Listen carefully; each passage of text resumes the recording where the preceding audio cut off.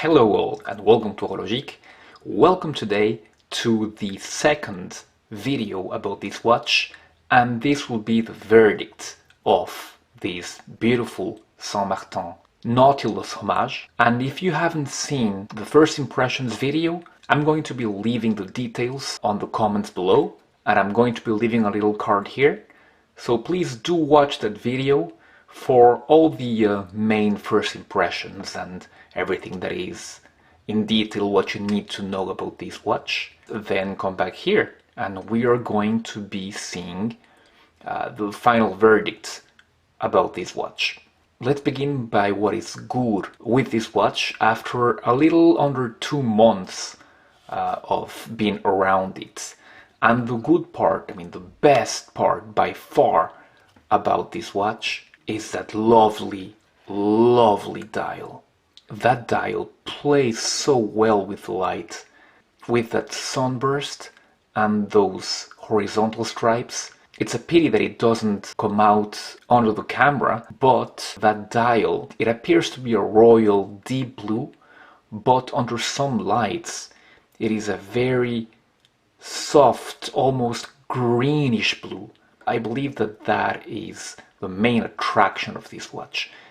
This very beautiful dial, and I understand that it is not the same shape as the dial of the Nautilus, but that is not necessarily a bad thing because it makes these a homage and not a copage, a total copy of the Nautilus. Another very nice part of this watch is the finish. All those beautiful bevels. Whenever you have an angle, you have beautiful beveling, and for example, if you look here, if you look at the logs, the beveling is over and under.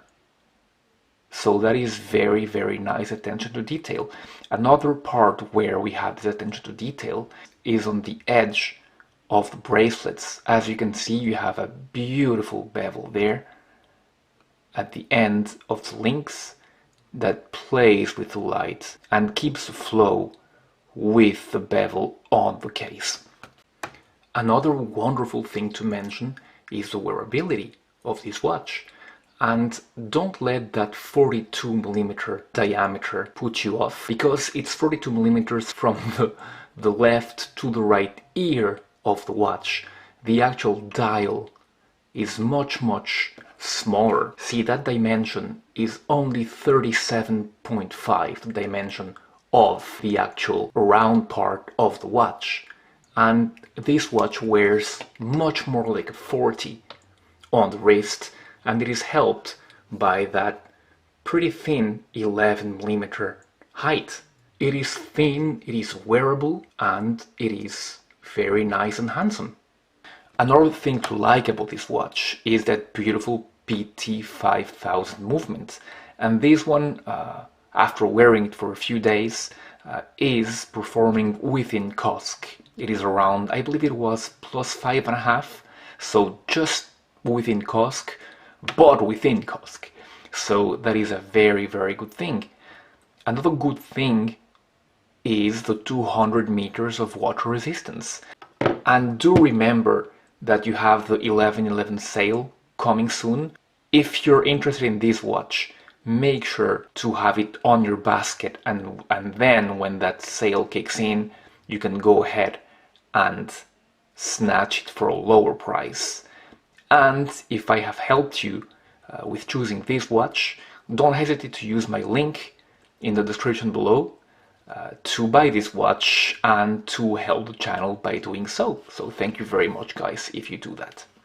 But now let's go to the less nice parts. And the part that has bothered me the most is, again, that protruding end link. And I do not know why they have done that. You don't notice it too much when you're looking at the watch on the front, but at a few angles there you notice it. There, for example, and there. You notice it very much. Why that first link, why that end link has to protrude so much, I have no idea. I'm going to show you again. see the side view? That link protrudes to meet the case and is much thicker, even twice as thick as the other ones. And I don't know why Saint Martin have done that when it was so easy, just like the original Nautilus, just to take the same type of link and to put it there.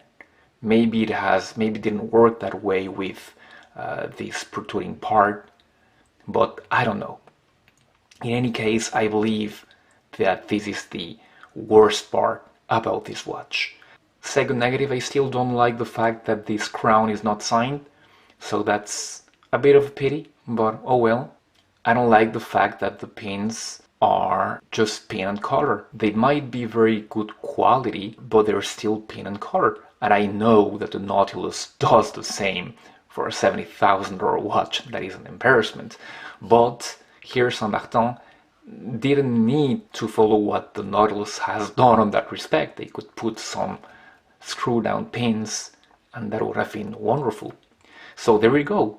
Those are the positives and negatives of this watch after a few months of wearing it. And all in all, to be truthful with you, I am selling this watch because I cannot get over that link. Otherwise, I really would have kept it. I have already sold it. It's going to the post office. I'm going to the post office just to send it to the person who has bought it. But all in all, a good watch if you can get past that end link thing. I believe that all the rest is a home run, and I really wish that they would do a second iteration of this watch with, first of all, a date window, because this movement is a clone of the ETA 2824 and has dates. This watch has a ghost date, and that is a pity that with a date wheel they don't show the dates. That is very useful. With a signed crown, of course, with screw pins, and of course, first of all, with these bracelet, with this link, first link issue resolved.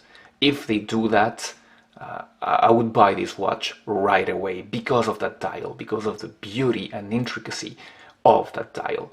Another thing, well, it doesn't bother me, the octagon Saint Martin branding there doesn't bother me too much, but if they did just the applied lettering, the metal applied lettering that they use on the Marine Master Homage, that would be wonderful. Okay, that's been it for me.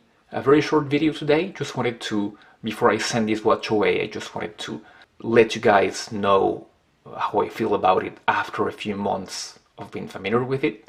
Again, if you like this video, don't forget to click the like button, and if you like my content, don't hesitate to subscribe to the channel. That would be wonderful, guys. Thank you very much, and I'll be seeing you on the next video. Goodbye.